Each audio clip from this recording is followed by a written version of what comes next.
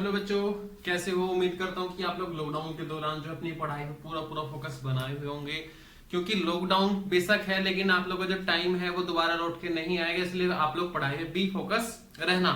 ठीक है, तो आज जो है हम नए चैप्टर के साथ, नई बुक के साथ जो है नई बात करने वाले हैं। चैप्टर 8 है शेयर फॉर कैपिटल, यानी कि उसके अंदर आज हम केवल टर्म्स एंड लॉजिक की बात करेंगे। टर्म्स क्या होती है, क्योंकि बच्चे जो है इसके अंदर टर्म्स में बड़े कंफ्यूज होते हैं। तो सबसे पहले accounting terms for share capital जो है वो क्लास 12 के लिए है। तो सबसे पहले देखते हैं कंपनी, क्योंकि कंपनी फॉर शेयर कैपिटल होता है। तो कंपनी क्या होता है, अभी तक हम क्या पढ़ रहे थे, पार्टनरशिप, लेकिन अब क्या पढ़ेंगे हम, कंपनी।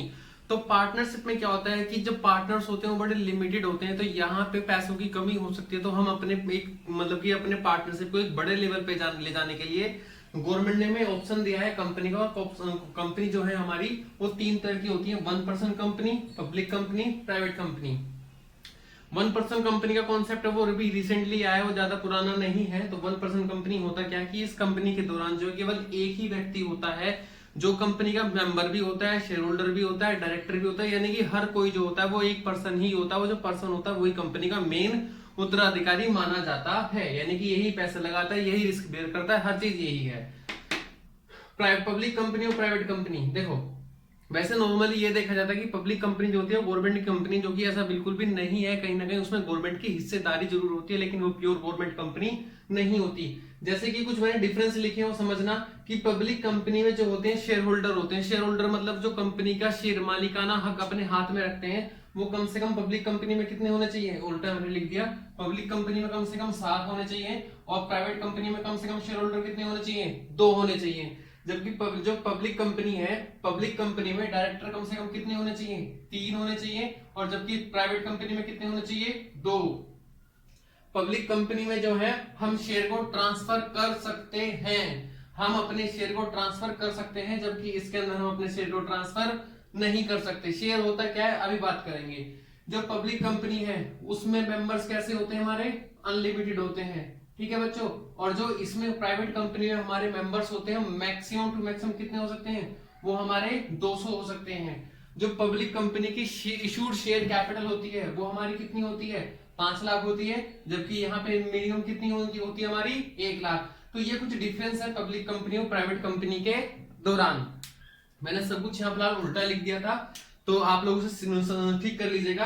अब बात करते हैं अपने कुछ यहाँ पे डिफरेंसेस गिवन है, जो कि डिफरेंसेस आप लोग को बस हमेशा कंफ्यूज करते हैं। तो शेयर और स्टॉक में क्या डिफरेंस होता है, तो भाई शेयर क्या होता है, बड़ी सी कंपनी का एक छोटा सा अंश, छोटा सा पार्ट, वो क्या कहलाता है आप लोगों का, शेयर कहलाता है। जैसे कि आप अपने परिवार का एक सदस्य हो, तो यानी कि आप अपने पूरे परिवार का क्या हो, एक छोटा सा शेयर हो। तो शेयर हमारी पूरी कंपनी की जितनी भी पेड अप कैपिटल होती है, टोटल कैपिटल होती है, उसको छोटा सा पार्ट क्या कहलाता है, शेयर। और अगर शेयर को कई सारे नंबर्स में इकट्ठा कर दें, 10, 20, 50, 100 इकट्ठा करके रख दें, उस इकट्ठे शेयर को क्या बोलते हैं, स्टॉक बोलते हैं, कन्वर्ट हो जाता है। ठीक है, उसके बाद होती है हमारी शेयर कैपिटल, रिजर्व कैपिटल। देखो 2 वर्ड है, कैपिटल रिजर्व और रिजर्व कैपिटल, दोनों लगभग सेम वर्ड है, लेकिन इनका मीनिंग जमीन आसमान का अंतर है।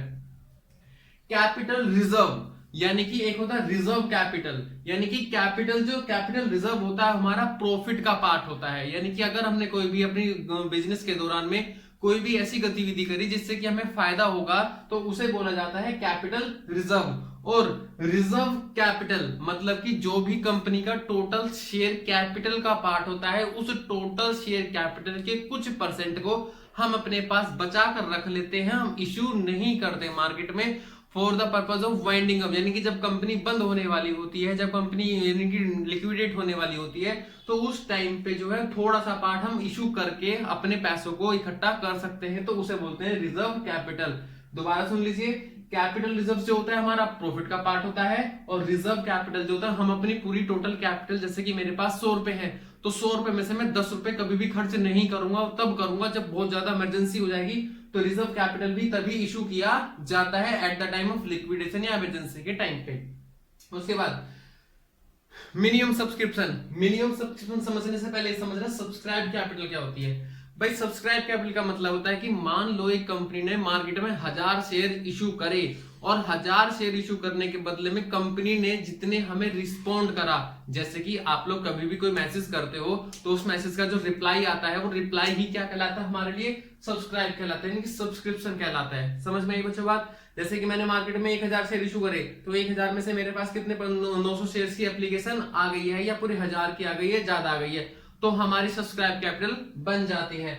और अब मिनिमम सब्सक्रिप्शन क्या होता है बच्चों? देखो, मिनिमम सब्सक्रिप्शन का मतलब होता है कि जितने, यानी कि सेबी होता है ना, security board of exchange of India, यानी कि जो सेबी होता है, सेबी की गाइडलाइंस कहती है कि अगर कोई पब्लिक कंपनी मार्केट में शेयर इशू करना चाहती है तो कम से कम इतने शेयर तो आने ही चाहिए। जैसे कि मैंने 1000 शेयर इशू करे हैं, तो 1000 में से कम 900 आने ही चाहिए। तो 90% जो मिनिमम सब्सक्रिप्शन है। सर अगर मिनिमम नहीं आया तो बच्चों, अगर मिनिमम सब्सक्रिप्शन नहीं आया तो वो जो थोड़े बहुत शेयर आए, मान लो ये 800 शेयर आए, तो कंपनी इन 800 शेयर को भी क्या कर देगी? वापस कर देगी। और सर अगर बराबर आ गए तो कोई दिक्कत वाली बात नहीं है, सर अगर ज्यादा आ गए तब भी कोई दिक्कत वाली, यानी कि मिनिमम से कम नहीं आना चाहिए, कम से कम मिनिमम तो आना ही चाहिए। उसके बाद अंडर और ओवर सब्सक्राइब कैपिटल।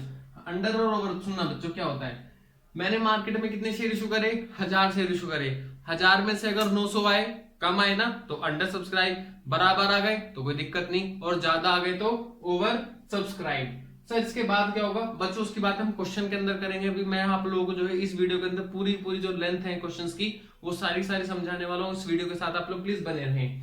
आगे पेड अप कैपिटल से और कॉल्ड अप कैपिटल का मतलब होता है बेटा, देखो कॉल्ड अप, कॉल मतलब बुलाना, यानी कि जितने, मान लो मेरे एक शेयर की वैल्यू 10 रुपए है, कितनी है? 10 रुपए। उस 10 रुपए में से मैंने मार्केट से कितने पैसे मांगे? मैंने कहा 8 रुपए दे दो, 7 रुपए दे दो, 5 मैंने मांगे, आए नहीं आए मैटर नहीं करता, मैंने कितने मांगे उसे बोलते हैं हम लोग share called up capital.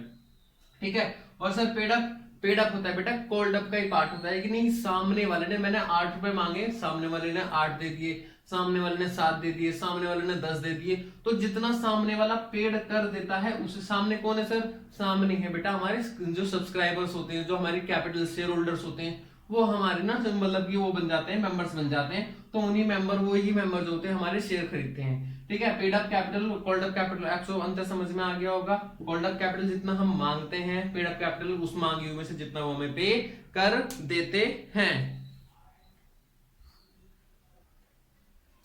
Hello बच्चों, 2-3 वर्ड और लिखे हैं मैंने, तो उसी वर्ड्स में आगे कंटिन्यू करते हैं कि calls in arrear, calls in advance क्या होता है। भाई कॉल्स इन एरियर का मतलब क्या है कि किसी कंपनी ने किसी शेयर होल्डर से 10 रुपए मांगे, और 10 रुपए में से उसने केवल हमें 8 रुपए ही दिए, 2 रुपए उसने मुझे नहीं दिए। जो वो 2 रुपए है, वो 2 रुपए हमारा क्या बन जाता है? Calls in arrear.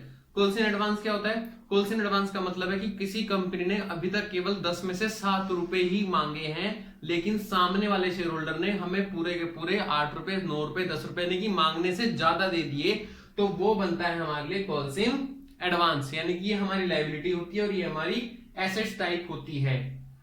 आगे सर फॉरफिटेड शेयर्स, बेटा अगर मैंने किसी से 10 रुपए मांगे और उसने मुझे जो अभी तक केवल कितने रुपए दिए? 8 रुपए दिए, लेकिन वो मेरे बार बार मांगने के बावजूद भी वो 2 रुपए नहीं दे रहा है, तो कहीं ना कहीं मैं उसका नाम अपने रजिस्टर, यानी कि मेंबर ऑफ रजिस्टर होता है, उसमें से काट दूंगा। तो यानी कि उसके शेयर ऑटोमेटिकली फॉरफिट हो जाएंगे, यानी कि नल एंड वॉइड हो जाएंगे। तो वो होता है हमारा फॉरफिटेड शेयर, यानी कि जब्त कर लेना। सर रीइश्यू ऑफ शेयर्स, बेटा जो शेयर्स हमने अभी फॉरफिट करे हैं, उन्हीं फॉरफिटेड शेयर्स को मैं दोबारा किसी और पर्सन को, किसी और शेयर होल्डर को मैं दोबारा से इशू कर दूंगा, तो उसे बोलते हैं हम लोग रीइश्यू शेयर्स। सर ये एट पार, प्रीमियम, डिस्काउंट, बेटा एट पार का मतलब होता है कि 10 रुपए का शेयर है और 10 रुपए का शेयर मैंने 10 का 10 में ही बेच दिया, that's called at par. Premium का मतलब होता है कि मैंने 10 रुपए का शेयर था, 12 में बेचा, महंगा बेचा। और डिस्काउंट का मतलब है कि 10 रुपए का शेयर है, मैंने 8 में बेचा। लेकिन आज की डेट में कंपनीज एक्ट 2013 के अकॉर्डिंग हम अपने जो शेयर्स हैं उसे डिस्काउंट पे इशू नहीं कर सकते। प्लीज यार अगर मेरी वीडियो अच्छी लगी हो तो वीडियो को लाइक करो, चैनल को सब्सक्राइब करें। Thank you.